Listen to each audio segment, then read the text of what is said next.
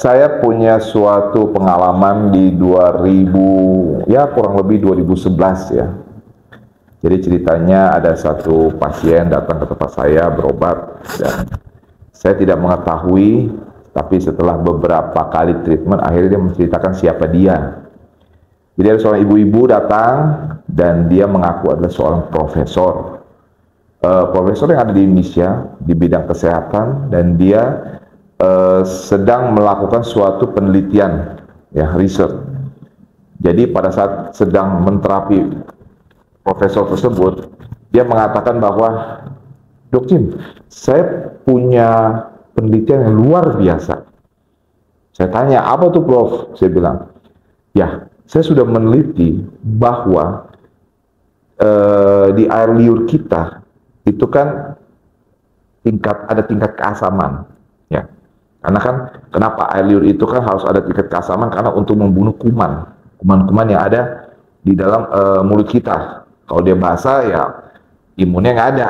Makanya kadang-kadang di mulut kita kan ada jamur-jamur tuh, karena tingkat keasamannya berkurang, udah mau kebasah. Nah, karena asam itu kan membunuh bakteri kan, jamur segala macam lah. Nah, tapi dia bilang, waktu ada penelitian saya pada tingkat keasaman tertentu, maksudnya lebih asam ya, lebih asam, itu akan membuat tingkat kesuburan manusia menurun. Saya bertanya, maksudnya apa, Prof? Ya, kalau wanita pada saat tingkat keasaman di air liur itu tinggi, itu akan membuat sel-sel telur yang ada di dalam diri dia itu tidak akan menjadi matang. Misalnya yang harusnya kan di buaya kan dia harus ada kematangan dengan ukuran tertentu. Nah, pada saat air liurnya itu tingkat keasaman tinggi, itu tidak terjadi pematangan sel telur. Jadi otomatis sperma pun tidak bisa membuahi, dan tidak mungkin terjadi pelepasan sel telur dari ovum. Itu untuk wanita. Nah, untuk pria, katanya kalau tingkat keasamannya di air liurnya tinggi, itu akan membuat sperma itu kan kayak kecebong ya, ada kepala, ada ekor, itu tidak komplit. Jadi entah kepalanya hilang, entah ekornya juga hilang, dan entah juga dia gerakannya berkurang.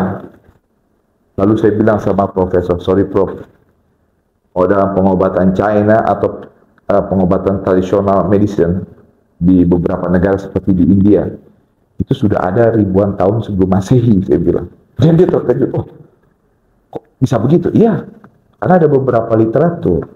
Bila tubuh kita menjadi sangat asam, karena asam lambung kita tinggi, itu akan menurunkan semua hormon-hormon reproduksi kita, ya, termasuk sel telur dan termasuk juga sperma.